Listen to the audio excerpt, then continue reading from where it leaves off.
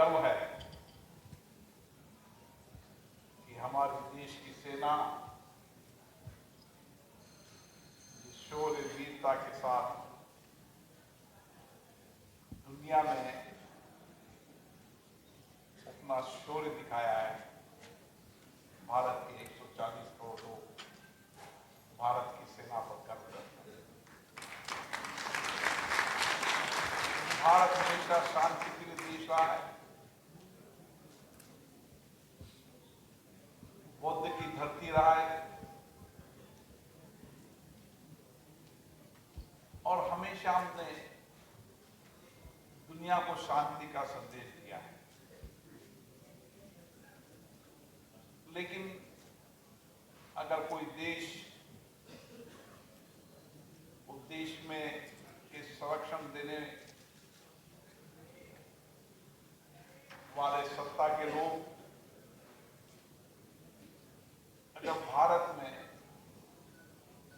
आतंकवाद और आतंकवाद फैलाने का प्रयास करेंगे तो उसके गंभीर परिणाम भी भुगतने पड़ेंगे।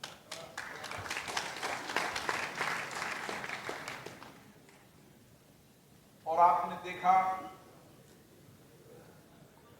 कि जब भी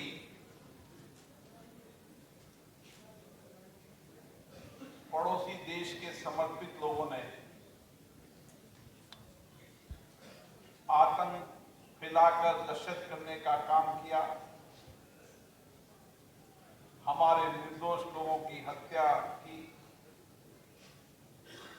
हमने उनकी सरजमी पर जाकर उनको जवाब दिया। पहलगांव में भी अलग अलग प्रदेश के वो पर्यटक जो वहां घूमने गए थे, उन लोगों की निर्मम हत्या की और निर्मम हत्या करने के बाद सारा देश उत्तेजित था, सारे देश के मन में पीड़ा थी।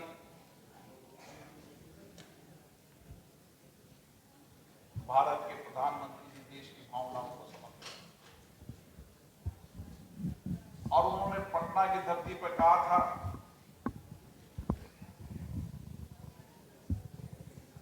कि ऐसे आतंकवादियों को जहां कहीं भी होंगे उनको वहीं मिट्टी में मिला दिया जाए।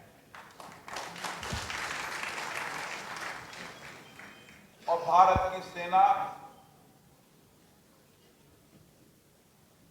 जिनकी शौर्य भी है, वीरता भी है, दूरदर्शिता भी है, उन्होंने 100 किलोमीटर अंदर जाकर उन आतंकवादियों के उन ठिकाने, आतंकवादियों के उनके घर, आतंकवादियों के शरण स्थल, वहां पर ही जाकर उनको मिट्टी में मिला दिया। ये भारत की सेना का सामर्थ्य है। और हमने इसके साथ दुनिया को बता दिया कि आतंकवाद के खिलाफ